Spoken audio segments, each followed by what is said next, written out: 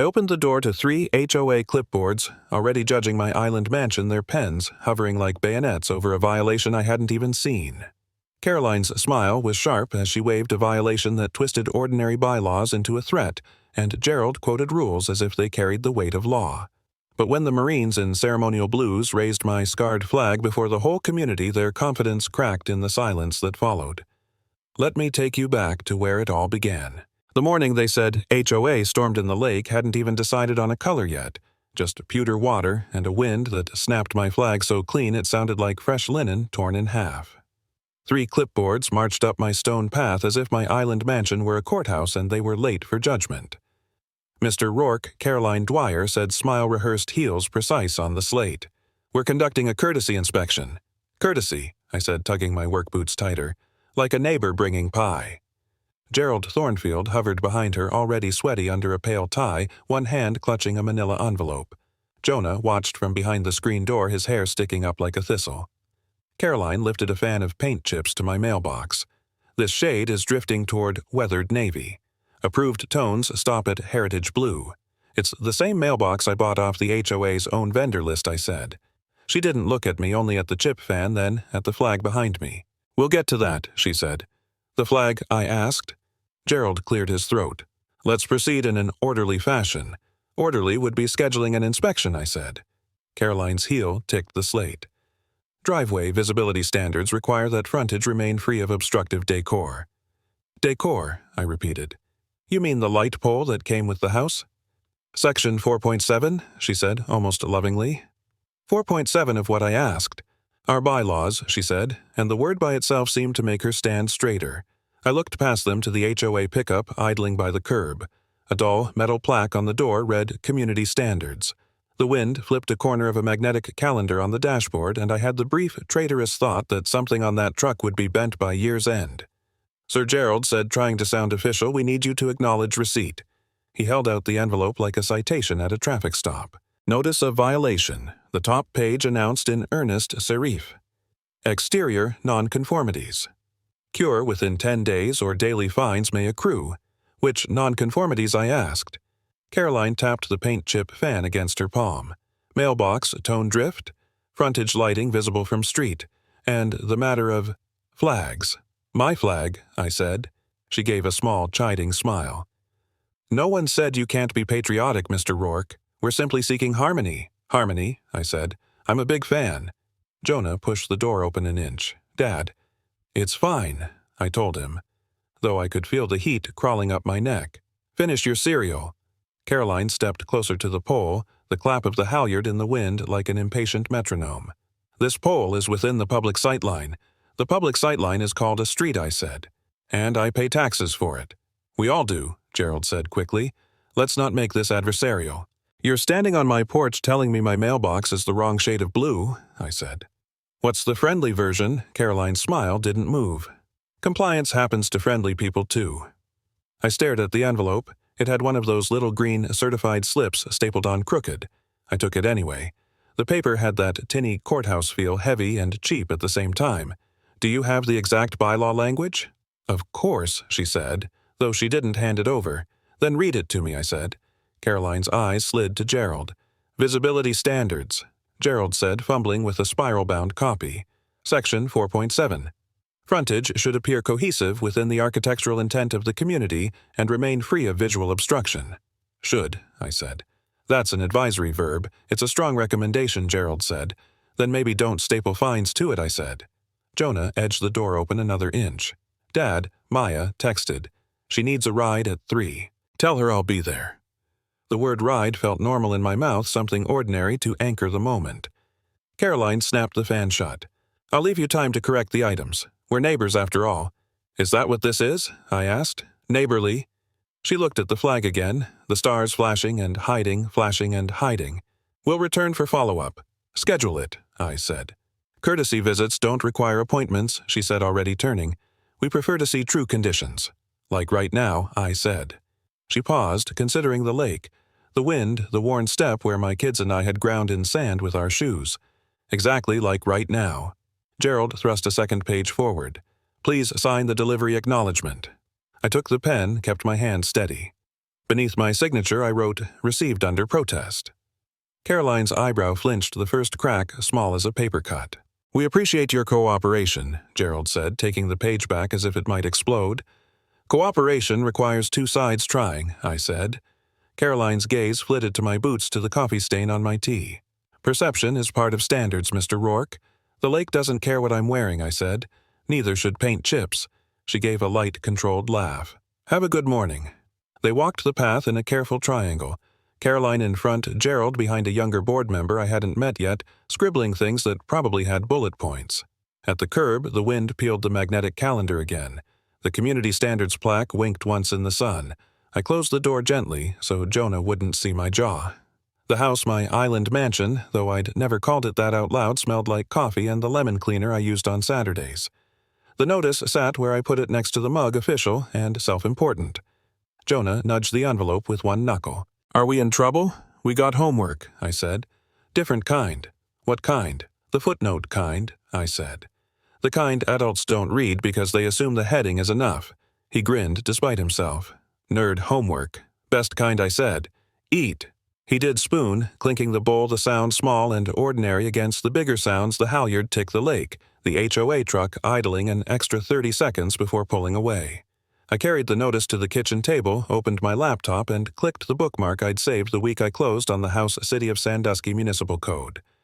The cursor blinked in the search field, waiting for a term frontage right-of-way setbacks. I typed flag first and let myself enjoy the tiny rebellion. Behind me, the screen door creaked and sighed shut. The spring needed oil. I made a note, oil the hinge right under Call Maya's counselor scheduled dentist order mower blade. I added another line, learn where HOA stops and city starts. A gull sketched a white checkmark over the yard. It felt like good luck, which I don't usually believe in. I scrolled past sections on signage lighting residential standards, each paragraph a brick in a wall someone else built. The words were dry, but I liked their dryness. Dry words mean fewer places to hide. The text of my notice sat beside the keyboard. I read the header again out loud this time because it made me feel more awake, exterior nonconformities. The phrase tasted like someone had tried to make a bruise sound polite. A new email pinged my phone. HOA, follow-up and friendly reminder, and I let it sit unread for a full minute. When I finally opened it, the body offered the same tone as the envelope, cheerful menace. "Dad," Jonah said, leaning in the doorway again, "what do we do?" "We do what we always do," I said. "We run the wire the right way and we take pictures of where it goes." "That's an electrician answer," he said. "That's a life answer," I said. He nodded, then hesitated. "What about the flag?" They looked at it like it did something wrong. "The flag's fine," I said, and I meant it twice. I took the pen from the envelope, and under my scribbled under protest, I added the date time and the names, Caroline, Dwyer, Gerald Thornfield, just as neat as I could make them. Then I slid the notice into a plastic sheet protector and clicked print on the first ordinance excerpt I found about public right-of-way.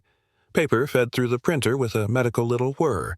The halyard clapped at the window again, sharper this time, like it was reminding me of the beat. I set the notice beside the coffee maker next to the stack of sheet protectors and opened a new folder on my laptop, Evidence. The cursor blinked like a metronome to a fight I didn't start, but I could keep time to it just the same. The second envelope came with a yellow smiley face sticker where the certified slip should have been, as if penalties read better with decoration. It lay on my doormat like a joke that cost $50 a day. I set it on the porch rail and breathed lake air wet grass, a hint of boat fuel from the morning ferry while my phone recorded the time. The flag above me made a dry snap, the halyard ticking against the pole like a wristwatch. I peeled the sticker off carefully and stuck it to the envelope again straight this time, because control is control, even in millimeters. Down the path, Caroline's voice twanged brighter than the July sun. "Just a friendly follow-up, Mr. Rourke." Friendly is a word with many meanings, I said. She'd traded the paint chip fan for a clipboard with tabs. Two board members trailed her, both absorbed in their phones with the spiritual focus of monks. "We've had several resident concerns about frontage Harmony," she said. "Harmony's busy this year," I said. "Maybe you should give it a stipend." She sharpened her smile. "We'll be posting an approved colors bulletin at the clubhouse today. To help, will it list the colors or the opinions I asked?" Both one of the phone monks murmured, then pretended he hadn't. I tucked the envelope under my arm and lifted my tape measure. "While you're here, I'm pacing off my setbacks." Caroline watched the tape flick out across my lawn. Is that necessary? Everything's necessary once fines start, I said. I let the tape hook bite the curb edge. Lot line to curb 32 feet. Public right-of-way begins here, I said, dragging a boot heel through the grass to notch the line. My phone camera watched from the porch rail small red dot blinking. Please don't scar the turf, Caroline said. Wouldn't want to violate the harmony, I said. Across the street a curtain trembled. Mrs. Rodriguez stood there small and careful, one hand at her throat. I gave a little wave. She didn't wave back. She pressed the curtain shut like a secret. Caroline followed my gaze. We all value privacy, she said, which was funny for a woman who liked surprise inspections. The clubhouse bulletin went up by lunchtime. I walked down after the mail arrived, the envelope heavy in my pocket, the sun making the asphalt smell like a factory. Inside, the fluorescents hummed as if 1,000 insects were planning a coup. The bulletin read, Approved colors in 12-point legalese with swatches taped in rose, heritage blue lake, stone gray, sandbar tan. At the bottom, a blank line waited for board-approved exceptions. I pictured my mailbox in a lineup. Caroline and Gerald had claimed the folding table nearest the coffee urn. Gerald wiped his forehead with a napkin, then pretended he'd always meant to do that. We're glad you came by, he said. I live here, and I said. Caroline tapped the bulletin. This will reduce confusion. Mine started at heritage blue, I said. Your paint chips migrated. Gerald offered a conciliatory shrug. Perception is fluid. Perception doesn't write checks, I said. Fines do. Mrs. Rodriguez slipped in the side door a tote bag pressed to her chest. She gave me half a nod and hovered by the brochures. Caroline's eyes flicked toward her, then back. I pulled a printout from my folder, City of Sandusky Municipal Code. The paper was warm from my car. Question, I said, keeping my voice even. Where does your authority end and the city's begin? It's not a competition, Caroline said. I like rules, I said. I just like to know whose they are. Gerald gestured with a plastic stir stick. If you have concerns, open comment is at 3. I'll be here, I said. At 3, the room filled with the particular silence of neighbors who want to watch without catching attention. 2 teens in swim trunks whispered by the water fountain.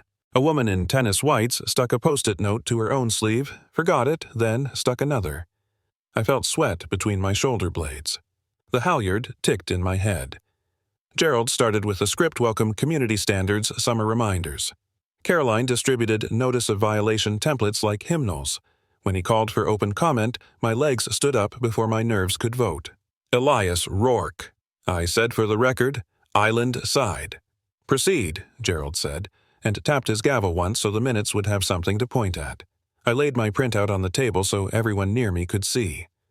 City code requires trash receptacles within 3 feet of the curb on collection day, I said, because some of my mail days looked like that might become my problem too. It also says right-of-way maintenance falls under the city. HOA jurisdiction ends at the lot line. I pointed to the section where the text looked most like steel. No private association shall restrict or regulate use of public right-of-way absent express municipal consent. Caroline smoothed her blouse. We regulate appearance, not the street.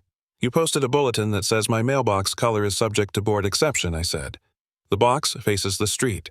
That's visibility, not governance, she said. Words matter, I said. Someone coughed a laugh and turned it into a cough mid-air. Gerald tapped the gavel again. Let's keep this collegial. I lifted a second paper. HOA, Bylaws, Section 4.7, I said. Uses the word should for cohesion. That's advisory. Your notice uses the word shall for fines. That's punitive. Caroline's mouth made a small, almost smile. You're an electrician, aren't you, consultant, now? I said. I sign off on systems that fail if you misread a single verb. Mrs. Rodriguez lifted a trembling hand. Excuse me, she said, voice careful as broken glass. I have seen her. She glanced at Caroline and amended the compliance vehicle. It takes the long way, always past his house. A couple of heads swiveled, then pretended not to. Caroline steepled her fingers. We patrol in patterns. Like comets, I said. Predictable and hard to ignore. Gerald tapped the gavel a third time too fast. Motion to table this pending council review, he said. You can table a chair, I said, but you can't move the legs. It came out sharper than I meant. He cleared his throat. All in favor. The 2 phone monks raised their hands without looking up. Motion carries, Gerald said. The room exhaled like someone had cracked a window. As people rose, Mrs. Rodriguez brushed my sleeve with her tote. "Senor Elias," she whispered without looking at me. "Plenty of room on other side of street." She fixed her gaze on the coffee urn. "But she drives close every time." I nodded once. "Thank you." Caroline slid a trifold brochure into my hand as if she hadn't seen. Neighborhood Harmony. The front announced in blues that matched the bulletin. Inside, the word covenants repeated like a hymn. At home, I paced off the lawn again while the phone recorded. From the porch, my flag cut a bright diagonal against the late afternoon blue.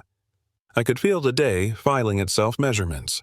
Bulletin, open comment the word table, becoming both furniture and verb. Inside, I spread the papers on the kitchen table, the wood scarred from science projects and toolbox repairs, and sorted. Notices, ordinances, emails. I wrote the labels on 3 manila folders in block letters, the kind you use when you want future you to believe present you had a plan. I opened the second envelope at last. Exterior non-conformities, this one said again as if the phrase were a chorus. Cure within 10 days fines to accrue photo proof may be required. I slid it into notices and added the date on the tab. My pen left a groove. A ping lit my phone a neighbor thread with a photo of the new approved colors board. The caption read, "Love the clarity." There was a heart emoji, then 3 more. I felt my jaw again and set the phone face down. I pulled up the city code site on my laptop and saved the sections I'd read out loud. Then I printed the HOA bylaw page where she'd tried to impersonate shall. The printer hummed like a small, stubborn jet. Mrs. Rodriguez texted a single line. "I hadn't expected. If you need, I write a note." After a long second, another line. "I see things." "Thank you," I typed. "I'll keep records." A fly tapped the window screen twice and found the gap. I shooed out and latched the screen, then wrote on a post-it repair screen latch. Small fixes first, then bigger ones. I labeled a 4th folder the one I'd been pretending I didn't need evidence. The word looked louder than the others even in my handwriting. The cursor blinked on the city website's search bar patient. I typed right-of-way and enforcement and standing, and the halyard ticked the beat for me from the porch. The kitchen clock agreed. The lake wind agreed. Maybe even Harmony did in its own expensive way. Hank Lawson slid into the diner booth like a map folding itself shut. He tapped my stack of folders with a blunt forefinger. "You're missing timestamps." "I've got dates," I said. "Dates or birthdays. Timestamps win hearings." He flagged the waitress with 2 fingers. "Coffee for my friend. He's about to start liking clocks." Grease hissed from the fryers. A ball game murmured from the TV near the pie case. Hank nodded toward the window where the lake glowed dull pewter.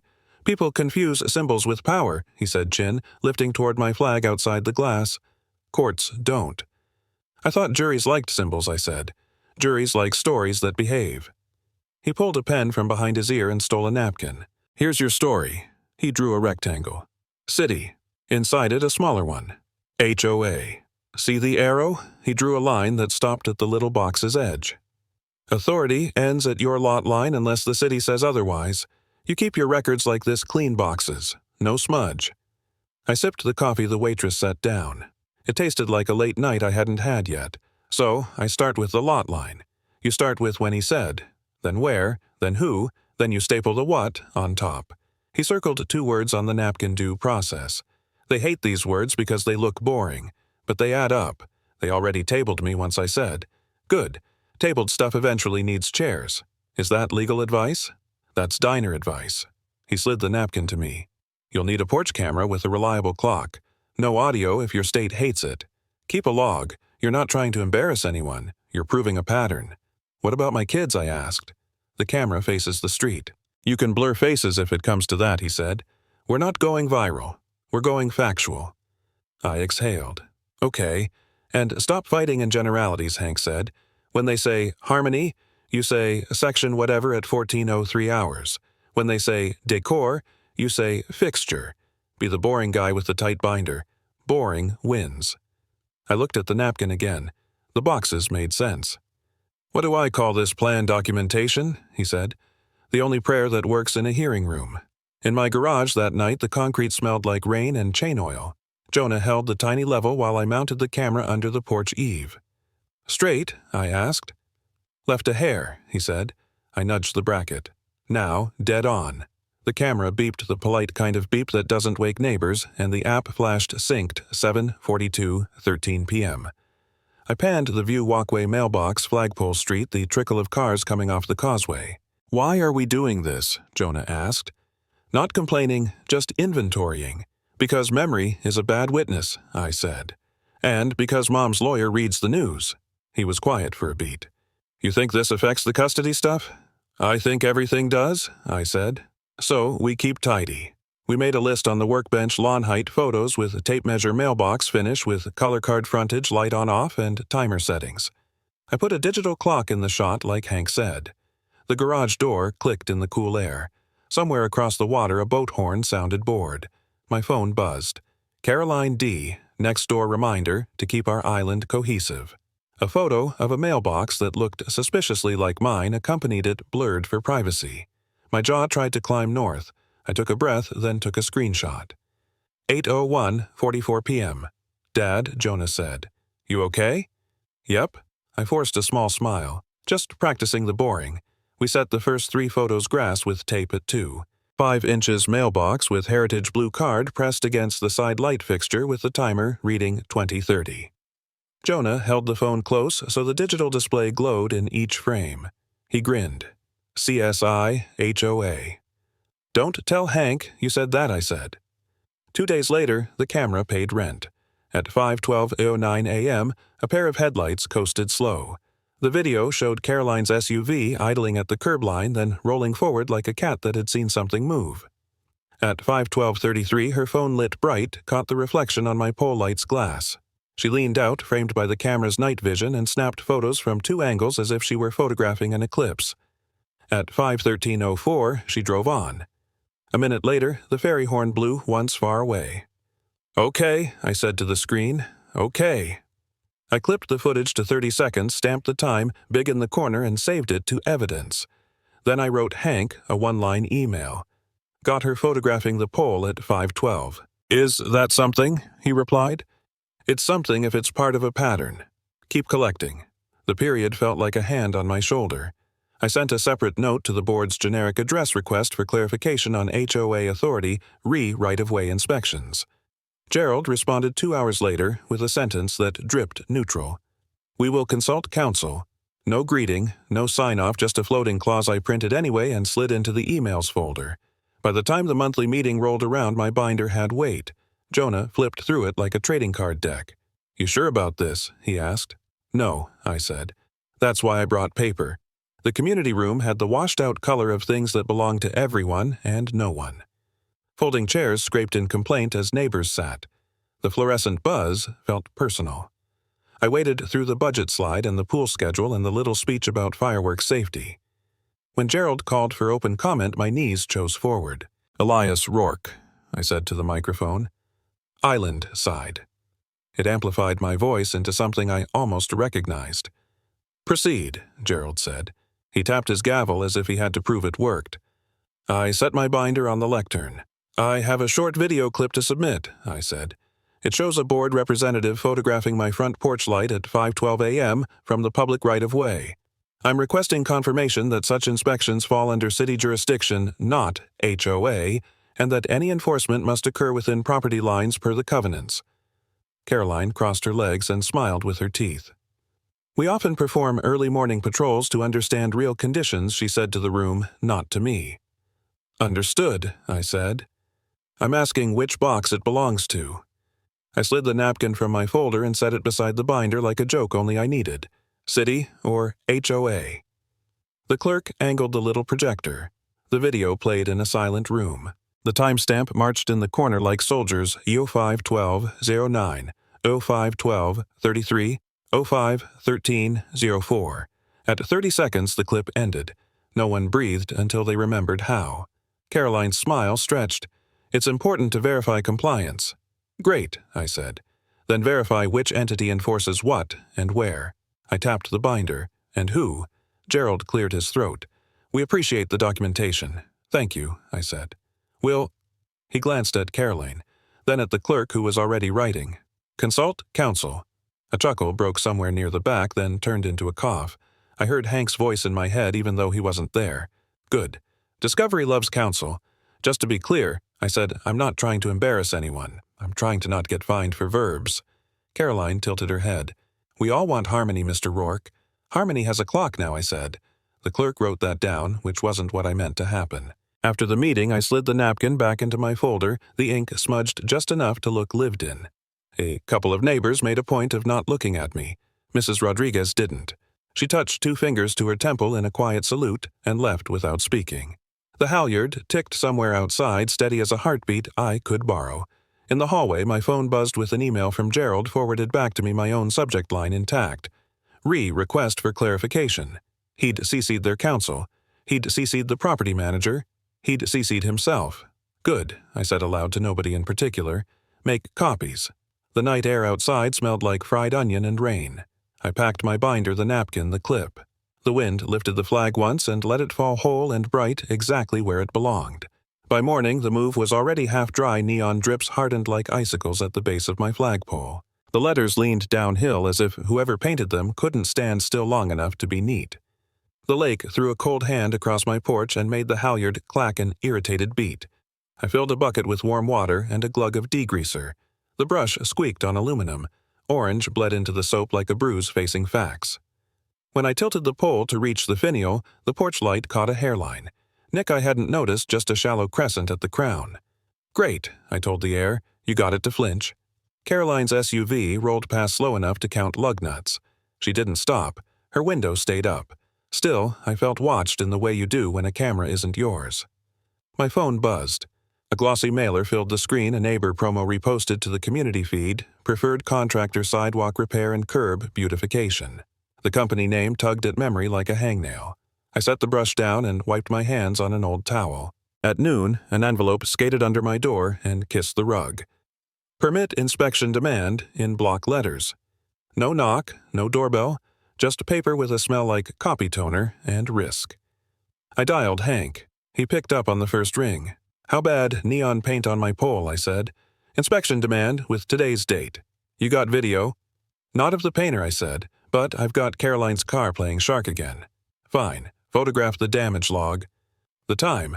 Do nothing impulsive, he said, and read the demand. Slowly. I slit the envelope with my thumbnail. Exterior modification verification, I read.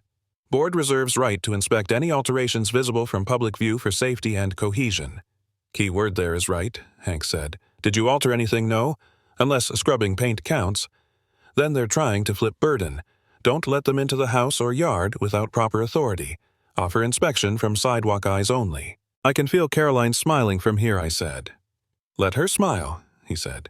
Smiles don't sign warrants. I photographed the finial nick the light, made it look worse, and the tacky footprints where the painter had stepped off the concrete and into my grass. When I zoomed in, the prints had a faint chevron tread. My camera clock stamped 13:07:22 in the corner like a notary.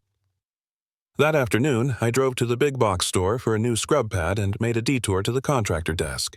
Dale was there in his orange vest, leaning on the counter like gravity enjoyed him. Rourke, he said, you look like a man with a municipal itch. Think I saw your preferred contractor in my mailbox, I said, sliding the mailer across. Name ring a bell. Dale squinted. Huh, they've been sniffing around for small HOA jobs. Bids just under market pretty tidy. Where'd you say you saw this community blast? And my curb in a few weeks if they get their way. He flipped the card, found the license number, and typed with a rhythm that suggested he liked numbers more than people. You want to have fun? He asked. Cross-check this with county vendor filings. I pulled out my phone. Teach me the dance. He nodded at the clerk computer. Public terminal over there. Clerk hates late shifts, but he'll live. The clerk, who indeed looked allergic to overtime, slid the keyboard toward me with 2 fingers. I typed the company name into the county's business registry and waited out a spinning wheel that had no reason to be so dramatic. The entry popped like a toaster. LLC formed May last year, I read. Mailing address, P.O. Box 419. Dale whistled. You ever see that number before? I don't know, I said, though my stomach said otherwise. We pulled HOA minutes from the county site. Contract approvals were public record if you knew which cupboard they were in. The LLC showed up 3 times in quick sequence. Sidewalk edges, $3,150 mailbox pads, $1,980 clubhouse. Step repair, $2,470. Each time approved. Dale tapped the amounts. See that? Underbids by a hair. The kind a board can justify with a straight face. Who votes? I asked. He pointed to the PDF. There it was, tidy in sans serif motion Dwyer. Second Thornfield. Passed 4-0. Caroline moved to approve, I said. Dale lifted an eyebrow. Conflict forms on file. I scrolled, found nothing. The clerk pretended to clean his stapler. Print this, I said. The copier warmed the paper until it smelled like hot dust.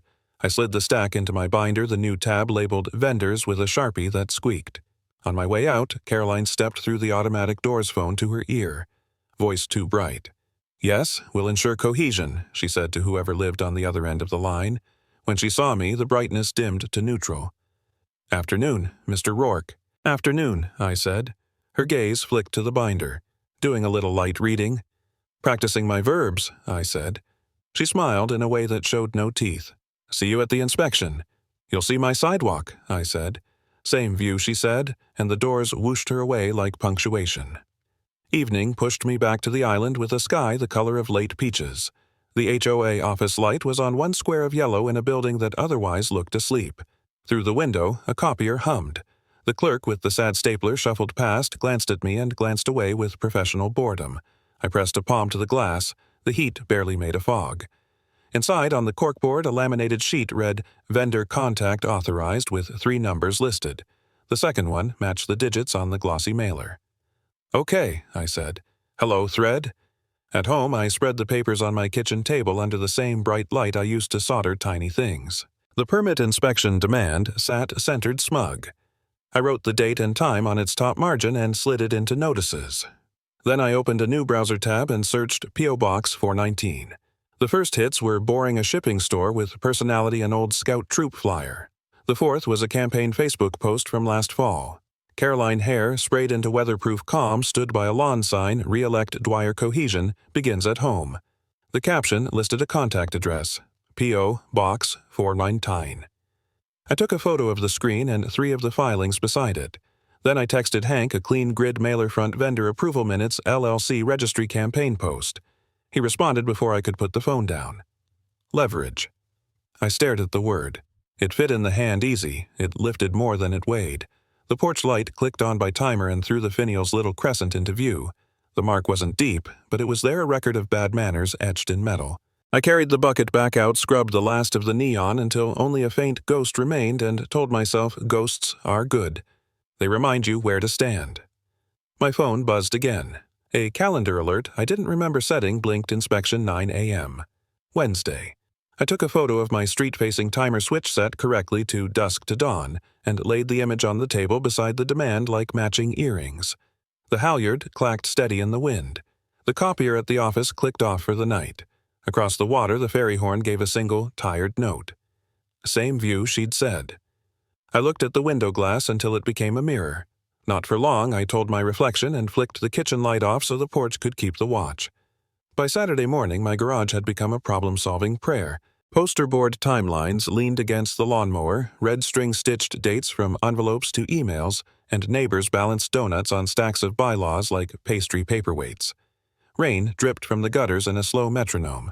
The concrete smelled like wet stone and chain oil. I wrote money in block letters at the center of the whiteboard and drew 4 arrows. Legal media neighbors audit. Hank arrived carrying a thermos and a small red marker. Morning, he said, and uncapped the pen with the reverence some people save for church. He circled 2 words on my board, conflict of interest, until the circle turned into a target. If we're right, everything else is garnish. Mrs. Rodriguez stood at the workbench with her tote nervous but steady. I bring statements, she said, tapping a folder. I do not want trouble, but... She looked at the flag outside, raindrops snapping off the halyard. But I want to sleep. You'll sleep? Hank said, his voice even. We'll keep you off camera unless you say otherwise. Dale rolled in late, grinning under a rain-dark ball cap. Sorry, he said, setting a bakery box on my sawhorse table. I got distracted by numbers. He held up another folder county stamp visible through the manila. Vendor invoices. Look how tidy these are. Tidy, like practice. Same LLC, I asked. Like a chorus, he said, flipping pages. Sidewalk edges underbid by $70. Mailbox pads under by $60. Clubhouse steps under by $90. Different scopes, same margin stunt. A hair under market each time. Looks competitive at first blush, smells like inside knowledge at second. Hank tapped the totals with his knuckle. Pattern plus benefit plus vote equals a story a prosecutor can hum. The rain grew teeth. In the kitchen, the kettle clicked off and on like nerves. I carried a tray of mugs out while Jonah slid a petition across the table to Mrs. Rodriguez. Names marched in neat lines. Rodriguez, Patel, Torres, and Gwen, Miller. Each signature its own kind of spine. 74, and counting, Jonah said. He had the precise voice he used when reciting batting averages. Get to 100, Hank said. Round numbers read better on camera. I opened the vendor's binder. The financial contract copies had lines highlighted in yellow where Motion Dwyer and Second Thornfield repeated like a stuck lyric. Dale slid his finger down a column. See the invoice dates? They line up just before board meetings, he said. Not illegal by itself, just eager. Eager is a word with many meanings, I said. We practiced lines anyway. Hank made us rehearse our sentences the way linemen practice footwork. Short, clear, verbs you can nail to a table, he said. What about the media? Mrs. Rodriguez whispered. I don't want my face. You don't have to speak, Hank said. Your notarized statement does the talking. The camera can focus on documents and my bad tie. You don't wear ties, I said. I have one in the glove box for funerals and audits. The garage door rattled with a gust. Through the open side door I could see the clubhouse across the green, a rectangle of brick and stubbornness. This afternoon we'd rehearse there too in the hallway with the bulletin board that still smelled like new toner. Dale patted the bakery box. Donut break, he said. Powdered sugar dizzied the damp air. Midway through the second donut, the printer in my office spit out a long, panting page. I carried it back to the garage and set it down like a found snake. Accounts, payable remittance. Copies from the HOA portal printed from a neighbor's shared link. Hank leaned over it, glasses sliding. Look here, he said. Remittances to the same P.O. box as the LLC and deposit dates the morning after votes. Mrs. Rodriguez crossed herself without thinking. A knock came at the side door. Jim Torres' maintenance cap in his hands. He looked like he'd rather be anywhere else and exactly here. I can't stay, he said, eyes on the floor. But I saw them meet Caroline and Gerald 2 nights this week after lights out. Special sessions. He lifted a small notepad torn and folded. Dates. Times. Which door? Thank you, I said, and my voice sounded like it belonged to someone braver. Don't put my name, he said. You're a ghost, Hank said, pocketing the note. A helpful one. We carried everything into piles. Legal got affidavits and remittances. Media got timelines and the cleanest visuals. Neighbors got petitions and a 1-page explainer with verbs underlined. Audit got the invoices and minutes edge-stapled with love. At the clubhouse, our footsteps made the linoleum complain. Folding chairs scraped as we arranged a rehearsal circle in the hallway under fluorescent lights that buzzed like summer insects trapped in jars. The approved colors bulletin stared down as if it were in on the joke. Caroline stood across the hall with 2 board members wearing that tight smile that always looked like it had been ironed on. Big plans, Mr. Rourke, she asked, voice honeyed with static. Just getting ready for open comment, I said. We're trying a new format, she said. Shorter comments, for cohesion. Cohesion loves brevity, I said. So do lawyers. Her smile faltered a fraction. We'll be fair, she said. Fair is a word with many meanings, I said, and Hank elbowed me once friendly and warning. Back in the garage, rain softened to a rehearsal of itself. We settled into chairs that complained and continued to plan. Hank ran the play like a coach with a small, careful playbook, legal pressure on Thursday if they stalled Tuesday. Media on Wednesday morning with visuals. Neighbors in the room for the vote seated early. We need a statement for the cameras, Jonah said. He looked at me with the seriousness he usually saved for science fairs. One sentence that sticks. Hank nodded. Try it. I cleared my throat. We're not against standards. We're against secret profits disguised as standards. Good bones, Hank said. Again with a concrete noun. We're against payments disguised as standards, I said. Dale thunked the table with his palm, scattering sugar. That'll cut. Mrs. Rodriguez practiced her one line. I saw the car go slow past his house every day, she said in careful English. Plenty room on other side. Hank gave her a small thumbs up. We reviewed our evidence boxes. We color-coded clips. We checked every timestamp and made sure the projector cord wasn't frayed. I pressed each binder ring down until it clicked like a little gate settling. "Okay," Hank said at last, tapping the plan with the red marker. "One more arrow." He drew it from audit to media and wrote, "If stall, release. No bluffing. If they table, we table turn." I signed my name beside the arrow the way we used to sign safety lockout tags at work. The act felt ceremonial and small and exactly right. The rain stopped as if a switch had been thrown. The halyard gave a single bright clap, and the sound ran up my spine like current. Hank glanced at his watch. "One last check of the public portal before we adjourn." Jonah refreshed the HOA portal on my laptop. A new PDF blinked into existence, time-stamped 12:01 a.m., as if a clerk had enjoyed the drama. Emergency Motion Property Inspection Rourke. No signature on the scanned copy, just an initials block and the policy citation we'd already memorized. "They filed this last night," Jonah said, half awe, half disgust. Hank read it once slow, then again faster, mouth tightening just enough to count. He tapped the page with the red marker until a dot bled through like a wound. "This," he said, "calm as weather is desperation." The garage seemed to lean closer. The red string vibrated when the door side shut, as if the timeline itself had a pulse. I slid the emergency motion into the front of notices so it would be the first thing I saw when I opened the binder next. My hand shook once, then steadied. "Same plan," Hank said. "No improvisation. We document. We show up. And if they stall, we release." I finished. Mrs. Rodriguez exhaled like a prayer. Dale closed the bakery box, his grin gone professional. Jonah capped the red marker and handed it to me like a baton. Outside, the clubhouse lights clicked on early in the gray. The hall would be bright enough tomorrow to show everything we'd brought. I locked the garage and carried the binders inside one at a time as if they were made of glass. The community center could not breathe. Ohio, summer pushed out the windows and the low ceiling pressed the heat back down on a room already full. Neighbors with the lawn chairs wedged into aisles, phones held aloft like tiny lighthouses, kids on tiptoe.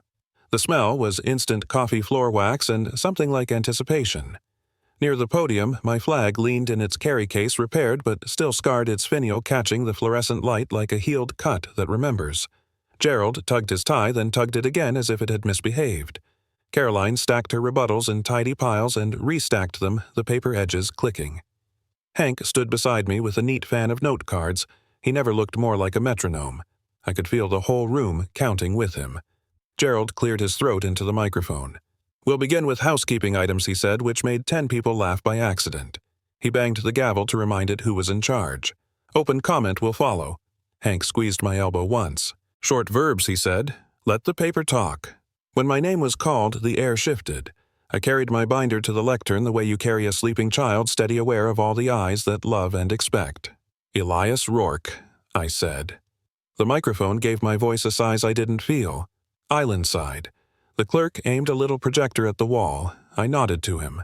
The footage I'd clipped from months of early mornings bloomed into the light headlights ghosting along the curb, a figure leaning from an SUV, a phone catching the reflection on my porch glass.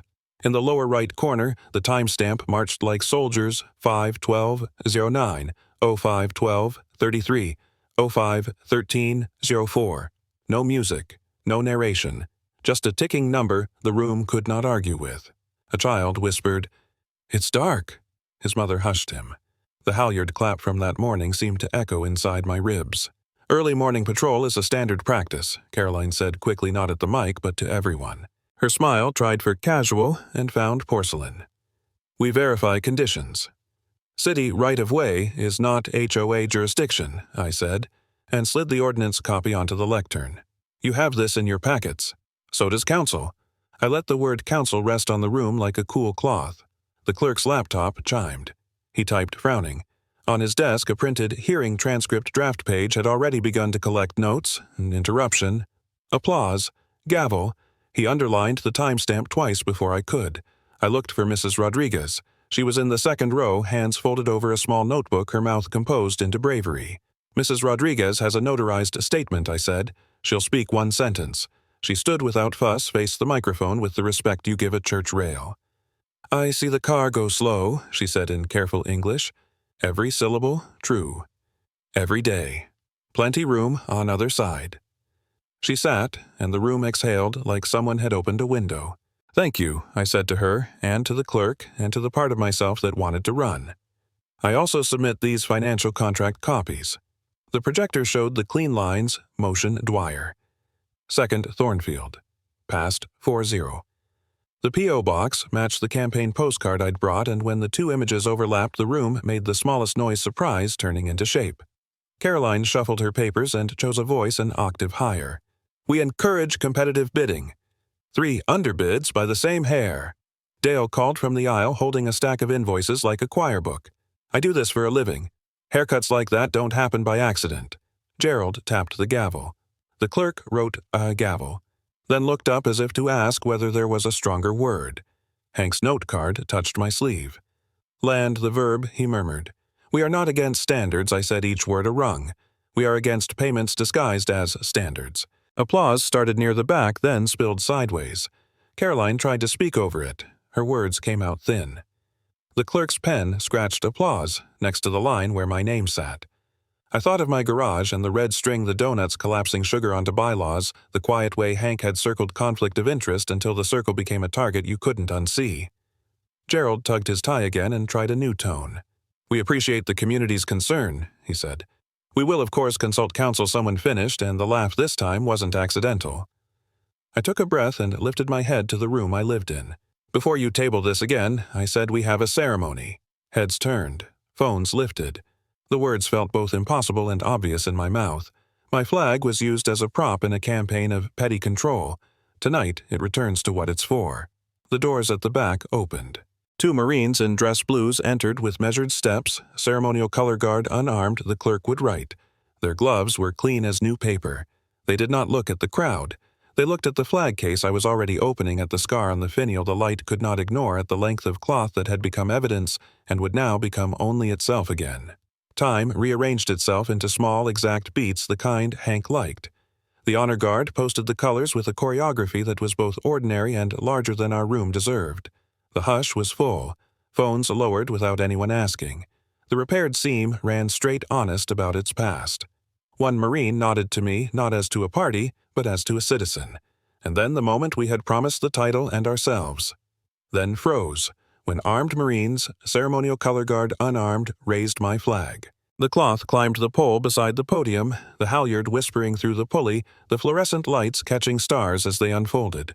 The room made a sound I had never heard from neighbors, something between a gasp and relief, like air finding its way back into a chest. Caroline's protest started then, drowned in the clapping. I did not look at her. I looked at Jonah, near the wall, taller than last year, his face open in a way I hadn't seen since this started. I looked at Mrs. Rodriguez, whose hands had left her notebook and found each other steady at last. Hank slid one note card back into his pocket and nodded at me, a punctuation mark. The clerk's hearing transcript draft now had new entries. Colors posted. Applause prolonged. Objection inaudible. He underlined colors posted twice. When the applause softened into a buzz, Gerald leaned to his mic. Let's return to the agenda, he said, but his voice had dropped a rank. The door opened again. Officer Martinez stepped in wearing a uniform that looked built for patience. He held a sealed envelope and the kind of calm that grows paperwork. The room's attention shifted like iron to a magnet.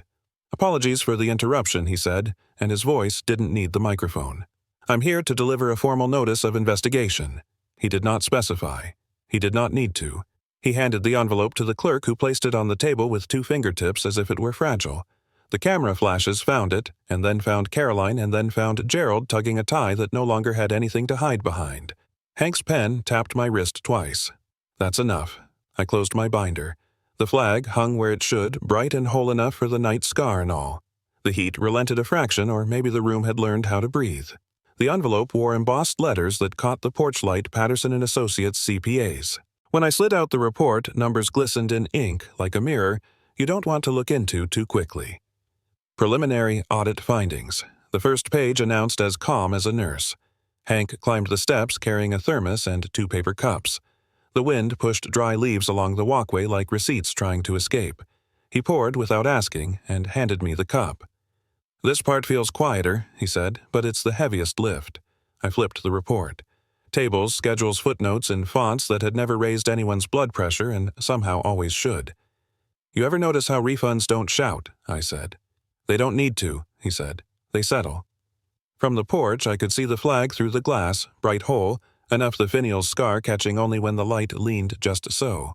Jonah's laughter came from the kitchen, the easy kind I hadn't heard in years. Maya called something about a group project and misplaced tape, her voice already distracted by normal life. "Read me the totals," Hank said, not because he couldn't, but because he liked the way hard things sound when you make them public. I set the report on the rail. Questionable contracts, $47,000. Recommended restitution full amount, plus administrative correction. I swallowed coffee that had cooled into persistence.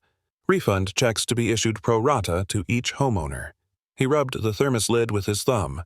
"Evidence outlasts anger," he said, like he was telling the porch something it had suspected. We walked to the community hall at dusk for the presentation. The room was half empty in a way that meant relief, not apathy. The projector threw spreadsheets onto the screen so pale the columns looked like ruled paper.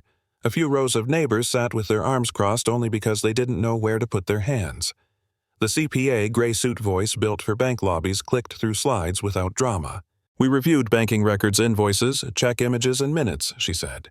"We compared bids to market. We noted an unusual concentration of awards to one vendor with a shared mailing address to a campaign entity." She tapped the remote. "Findings are in the packet. Refunds will be distributed within 30 days. Gerald sat at the end of the table, smaller than his chair. When his turn came, he didn't bother with the gavel. "We accept the findings," he said. "No preface, no speed bumps. There was mismanagement on my watch. I resign, effective tonight." No one applauded. It wasn't that kind of moment. People looked at the screen, then at their laps, as if counting the years between when something starts to feel wrong and when someone names it. Hank leaned toward me. Quiet work does its own clapping. Mrs. Rodriguez sat 2 chairs over, hands folded around a photocopy of a check.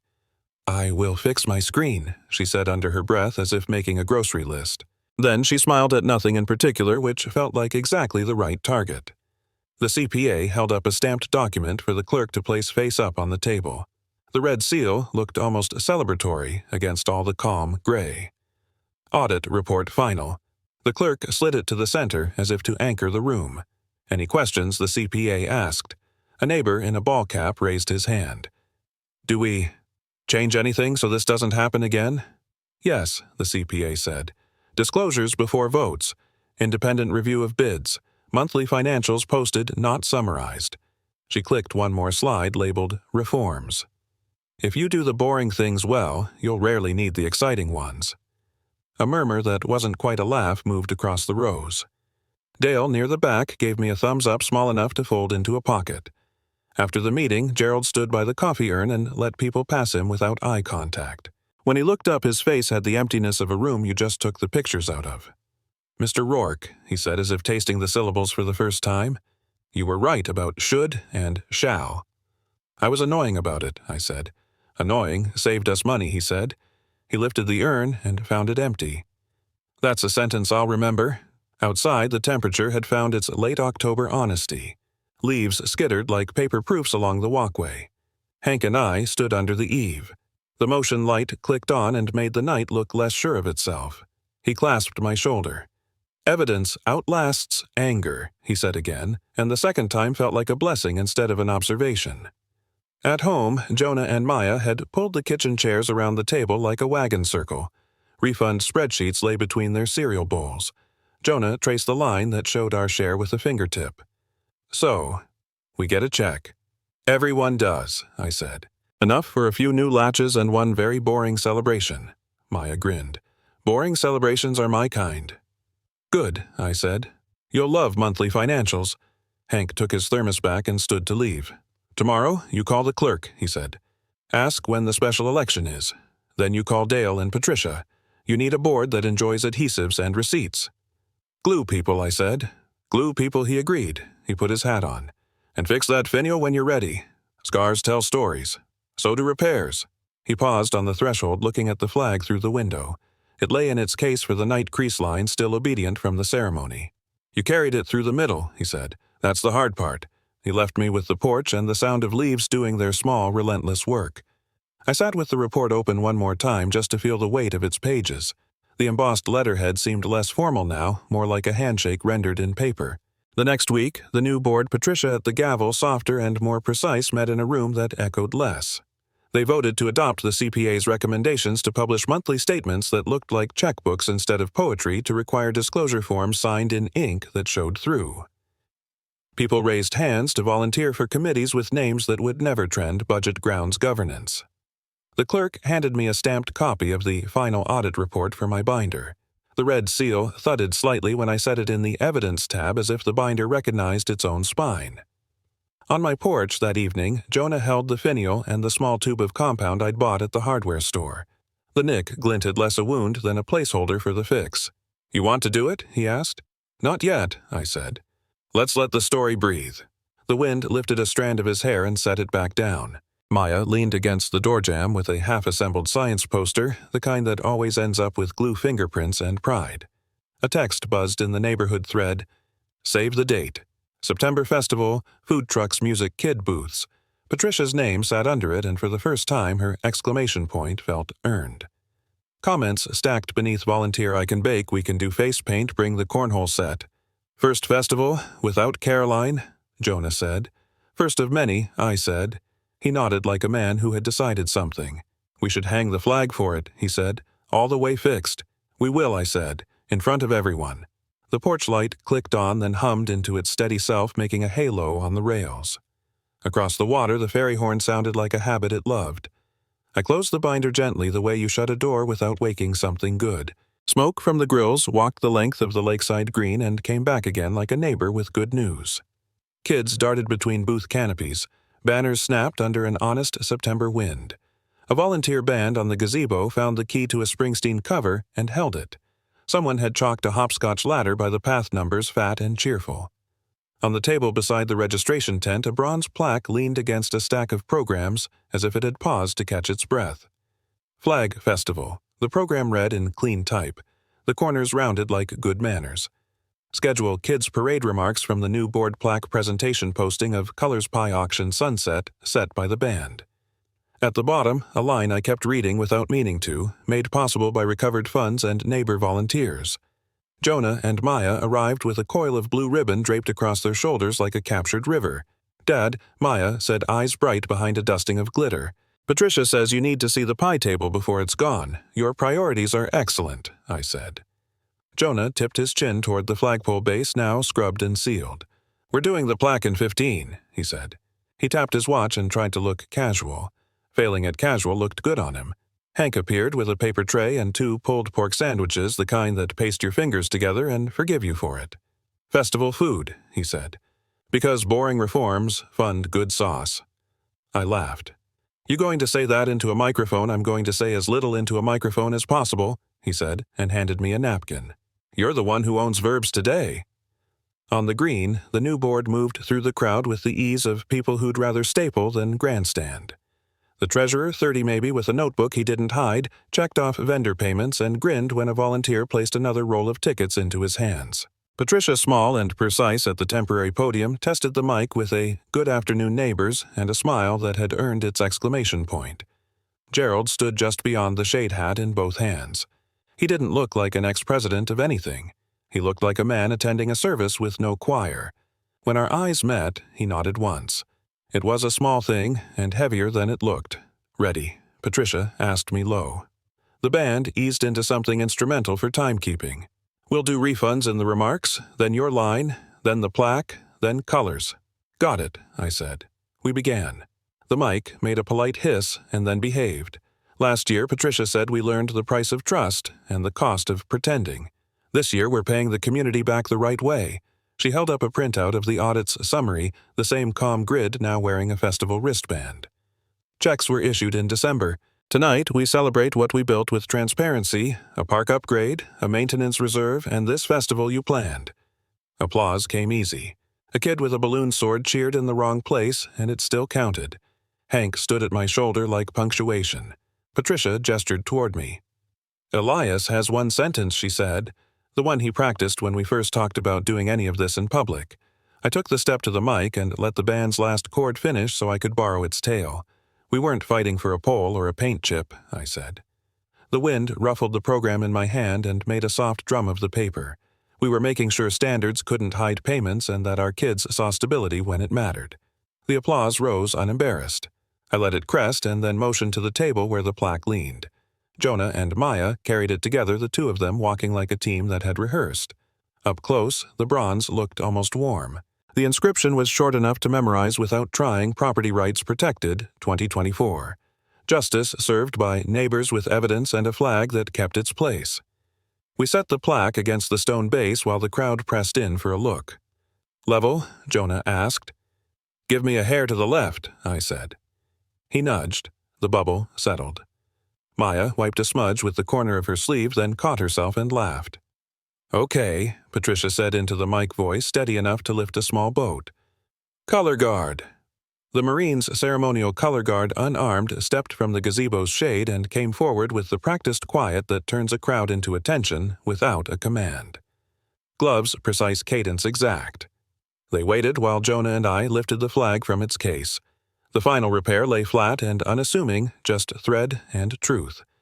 I could not find the scar until I wanted to, and then I could, and it felt right that way. "Together," Jonah said. "Together," I said. We clipped the halyard. The pulley made its small, agreeable sound a click like a sentence finding its period. The cloth climbed, found the wind, and then unfurled clean bright, unafraid of light. The cheer that rose felt like relief learning harmony. Gerald, at the edge of the crowd, bowed his head. It was not an apology. It was not an apology. It lasted exactly as long as it needed to, and then he looked up and kept looking. Hank didn't say anything. He didn't need to. When the color guard posted the colors, the band held its note and then let the air take it. Phones went up, then down, as if the moment didn't want witnesses so much as a room to stand in. Patricia returned to the mic. "One last item," she said, and held up the festival program. "We're naming this an annual celebration. Same second weekend in September. We'll publish the books each month. We'll publish the invite each summer. We'll keep boring where it belongs in the minutes so joy can do the rest." Laughter broke light and real. Kids pulled their parents toward the face paint tent. The pie auctioneer warmed his voice. Someone from last year, I'd swear, set a cornhole board at an angle that made the game feel like physics. Mrs. Rodriguez tapped the plaque with 2 knuckles and smiled the way people do when a word in a new language finally sits where it belongs. Hank passed me a folded napkin. Inside it, he'd written 4 words with a borrowed pen. Evidence, audit, ceremony, festival. A line connected the first to the last. "You made a straight story," he said. "We made it," I said. The band rolled into a song that belonged on a summer radio. Maya tugged me toward the dunk tank.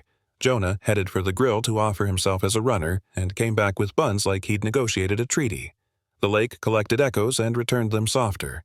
Near the end, as the sun stepped down behind the ferry dock, I touched the plaque once with my palm and looked up. The flag moved just enough to prove it could.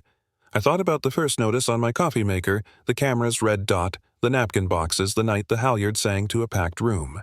I thought about how a thing can be a symbol and a fact at the same time without lying about either. Patricia handed me the last program. At the bottom, in small type, it said, "Thank you to the volunteers, to Patterson and Associates, to Officer Martinez, and to the neighbors who signed their names when it counted." A boy I didn't know read the plaque aloud, stumbling once on property and then conquering it. He looked up at me like he'd passed a test he hadn't studied for. "Cool," he said. "Cool," I agreed. When the band took their final bow and the grills hissed into quiet, the crowd thinned to family and the kind of neighbors who notice when a porch light flickers. Jonah stood beside me, hands in his pockets, mouth set in a way that looked like his mother and me both. Maya leaned her head into my shoulder and pressed a glittered cheek there, leaving a small constellation. I stepped to the mic one last time just for a line so the night would have something to carry home. "Some flags," I said, "weigh more than mansions." The applause didn't jump. It gathered. It moved out over the water and tangled with the music and the barbecue smoke and the scrape of folding chairs, and then it kept going into a dark that felt for once like a room we'd arranged together. The last echoes of the festival still lingered, smoke curling from cooling grills, the bronze plaque warm beneath a late sun, and the flag rising smooth against a calm Ohio sky. Standing there, I realized the scarred finial had become less a wound than a reminder, proof that communities can repair what pettiness once cracked. We reclaimed boundaries, held leaders to account, and showed our kids stability isn't loud, but built in steady layers of trust. Justice isn't loud, it's steady. Tonight felt like healing stitched into fabric, shared in barbecue smoke and laughter under banners.